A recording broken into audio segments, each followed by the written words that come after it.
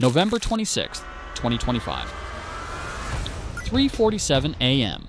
Eastern Caribbean, 42 nautical miles northeast of Trinidad and Tobago. The USS Gravely, an Arleigh Burke-class destroyer, displacing 9,200 tons, cuts through black water at 32 knots. On the bridge, Captain Michael Torres watches thermal imagery from an MQ-9 Reaper drone circling overhead. 3 targets, fast-moving vessels departing Venezuelan territorial waters, no transponders, no running lights, speed 43 knots, heading southeast toward the Lesser Antilles drug corridor that feeds North American streets with $4 billion in cocaine annually. This is Operation Southern Spear's 93rd intercept in 11 weeks. But tonight will be different. Tonight, 2 Venezuelan Navy patrol boats steam south from Guiria Naval Station, each carrying 76mm cannons and crews with orders that will change everything. The collision course is set. Time to contact, 18 minutes. At 3:51 a.m., Gravely's radar officer calls out new contacts. 2 military vessels bearing 020, range 28 miles, speed 30 knots. Venezuelan Navy signatures confirmed. Constitution-class offshore patrol vessels, each displacing 1,800 tons. Combined crew complement 166 sailors. The destroyer's commanding officer initiates emergency protocols, broadcasts warning on international maritime channels, notifies 4th Fleet Command in Mayport, Florida. But backup is 97 minutes away. Venezuelan patrol boat Guaycamacuto leads the formation. Its commander, Capitan de Corbeta Rafael Moreno, received orders from Venezuelan Naval Operations Command in Caracas. Intercept American destroyer. Force withdrawal from Venezuelan economic zone. The math seems simple. 2 patrol boats, 4 76mm cannons, 8 surface-to-surface missiles. 1 American destroyer operating alone. Venezuela believes it holds tactical advantage. They have miscalculated catastrophically. The American captain knows what his Venezuelan counterparts do not. Gravely carries 90 vertical launch cells loaded with weapons that make hull displacement irrelevant. 56 Tomahawk cruise missiles, 24 SM-2 surface-to-air missiles, and 8 RGM-84 Harpoon anti-ship missiles, each weighing 1,520 pounds, each carrying 488 pounds of high explosive, each capable of traveling 67 miles at 537 miles per hour while skimming 15 feet above wave tops. Range and lethality that Venezuelan vessels cannot match. At 3:58 a.m., the 3 suspect speedboats scatter. The destroyer maintains course. 22 miles separate American steel from Venezuelan aggression. Venezuela's lead vessel broadcasts on VHF Channel 16. American warship, you are operating in Venezuelan waters. Depart immediately or face military action. Captain Torres responds with calm professionalism. This is USS Gravely, United States Navy. We are operating in international waters, 42 nautical miles from nearest territorial boundary. We will not withdraw. The Venezuelan commander's voice hardens. This is your final warning. Withdraw, or we open fire. Torres keys his radio. General quarters. All hands, man battle stations. Throughout the destroyer, 400 sailors sprint to combat positions. Damage control teams seal watertight doors. Gun crews load the 5-inch Mark 45 cannon. The Combat Information Center becomes a war room. Range 18 miles. At 4:03 a.m., Guaycamacuto fires warning shots. 3 76mm shells scream across the water, impact 500 yards ahead of Gravely's bow. Massive geysers erupt, white water towers visible for miles in the pre-dawn darkness. This is an act of war. Venezuelan forces have fired on a United States warship. Captain Torres broadcasts one final warning. Venezuelan vessels, you have fired on United States military forces. Cease hostile action immediately, or you will be engaged with lethal force. The Venezuelan response comes at 4:05 a.m. Both patrol boats open fire. 76mm rounds hammer the ocean around Gravely. One shell strikes the destroyer's starboard side just above the waterline, punches through steel plating, On November 26, 2025, in the dark waters of the Caribbean, a routine U.S. naval patrol became a deadly test of modern warfare. When Venezuelan forces fired first, technology, training, and decisive command turned minutes into history and reshaped naval power in the region forever. Detonates in a supply compartment. The explosion kills 3 American sailors instantly, wounds 7 more with shrapnel and blast trauma. Fire teams rush to contain the blaze. The battle has begun. Gravely's 5-inch gun roars in response, 20 rounds per minute. High explosive shells slam into Guaycamacuto's superstructure, rip through aluminum plating, start fires across the deck. The Venezuelan vessel staggers, but 76mm returns fire. The exchange is brutal, steel against steel. The second Venezuelan patrol boat, Yaguaraparo, maneuvers to flank Gravely's port side. Classic pincer movement, 2 vessels against 1. But at 4:09 a.m., Captain Torres gives the order his adversaries will never forget. Weapons free. Engage hostile vessels with Harpoon missiles. Fire for effect. In the Combat Information Center, the weapons officer enters firing authorization codes. Target priority assigned, Guaycamacuto first, then Yaguaraparo. 4 missiles per target, because when you attack an American warship, the response will be absolute. At 4:10 a.m., the first Harpoon launches from Gravely's deck. Solid rocket booster ignites with a roar that shakes the entire ship. White smoke trail extends across the sky. 3 seconds later, the second missile launches, then the third, then the fourth. 4 weapons screaming toward their target at Mach 0.85. Venezuela's patrol boats have no defense against what is coming. Flight time 4 minutes 27 seconds. The Venezuelan vessels attempt evasive maneuvers. Too late. Harpoon missiles were designed to kill Soviet cruisers, displacing 12,000 tons. Against 1,800-ton patrol boats with minimal defensive systems, they are instruments of absolute destruction. At 4:14 a.m., the first Harpoon strikes Guaycamacuto amidships at the waterline. 488 pounds of high explosive detonates inside the hull. The blast tears through engineering spaces, shatters main engines, ruptures fuel lines. A fireball engulfs the stern section. Secondary explosions erupt as ammunition magazines cook off. The Venezuelan flagship breaks in half. 74 sailors die in the first explosion.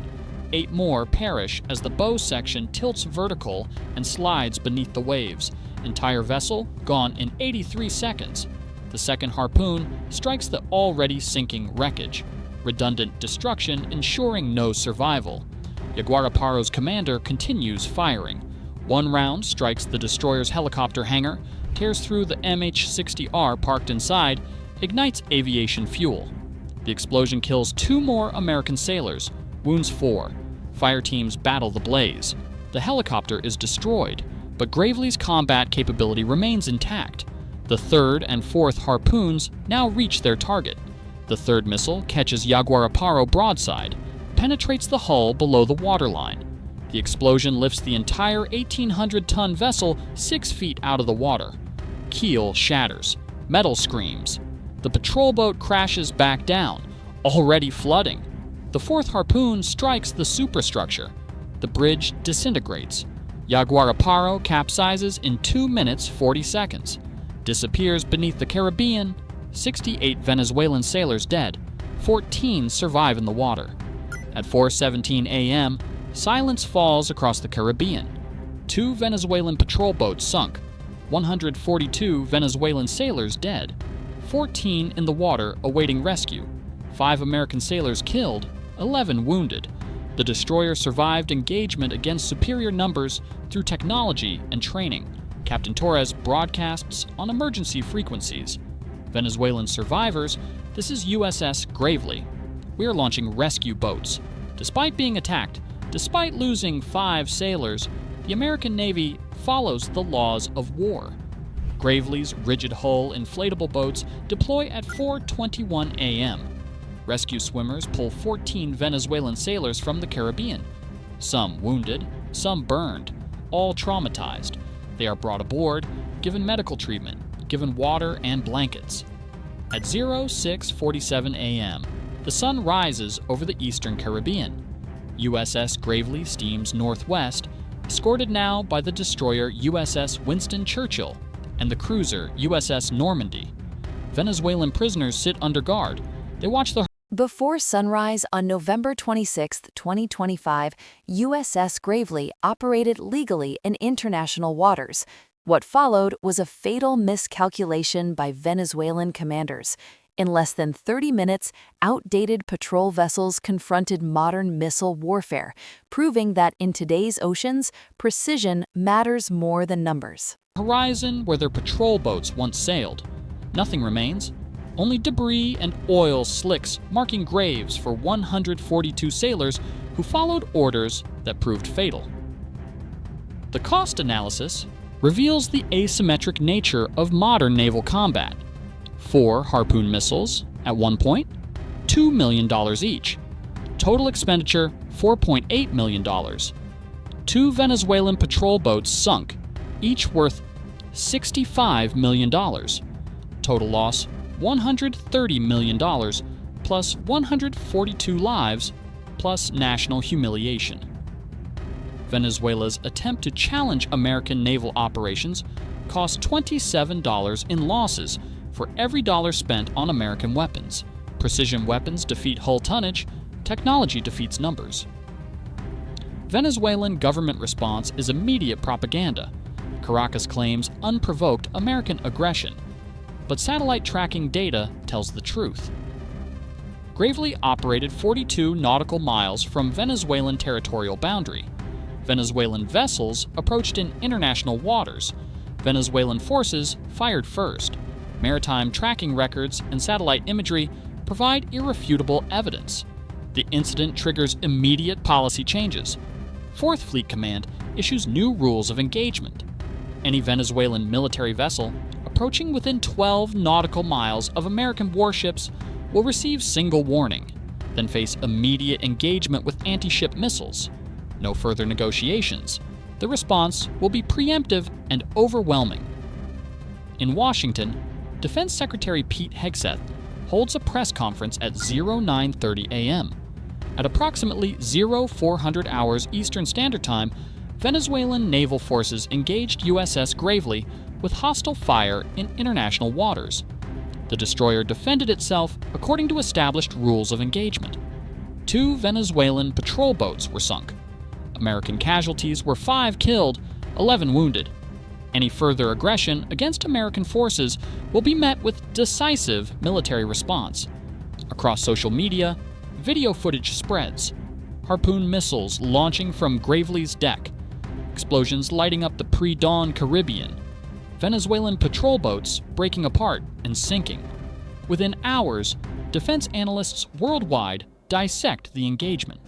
Consensus emerges quickly. Venezuela's aging Soviet-era naval vessels stand no chance against modern American destroyers. The 14 rescued Venezuelan sailors tell consistent stories during interrogation. They were ordered to force American destroyer from waters near Venezuela. They were assured Americans. The clash near Trinidad was not just a firefight, it was a lesson written in steel and fire. On November 26, 2025, Venezuela challenged American naval dominance and paid a devastating price. The engagement redefined deterrence, reminding the world that modern destroyers carry the power to erase fleets. Would retreat rather than fight. Every assumption proved fatally wrong. The survivors face 25 to life in military prison once repatriated. This engagement marks a turning point in Caribbean naval operations. For 3 months, Operation Southern Spear conducted strikes with impunity. Venezuela watched, Venezuela protested. But on November 26th, Venezuela acted. The result was immediate and catastrophic. 142 dead, 130 million in losses, and the unmistakable reality that American destroyers will defend themselves without hesitation. Strategic implications extend far beyond the Caribbean. Every nation operating patrol vessels now recalculates the risks of confronting American naval forces. Modern destroyers carry firepower sufficient to destroy entire small Navy fleets. Venezuelan patrol boats carried no close-in weapon systems, no anti-missile defenses. They brought 20th century vessels to a 21st century fight. The sun sets over the Caribbean on November 26, 2025. USS Gravely arrives in San Juan, Puerto Rico at 18:43 hours. 5 flag-draped coffins descend the gangway. Honor Guard renders salutes. 11 wounded sailors transfer to Naval Medical Center. Gravely will undergo repairs estimated at $47 million. Within 6 weeks, the destroyer will return to patrol, bearing new battle stars. 2 Venezuelan patrol boats rest on the ocean floor. For years to come, Venezuelan sailors will pass over those waters and remember the morning when aggressive orders met overwhelming American firepower. Remember when national pride collided with tactical reality. Remember the price paid for underestimating an Arleigh Burke-class destroyer. The guns fell silent hours ago, but the echoes will resonate for decades. Venezuela learned that attacking American warships brings not negotiation, but annihilation.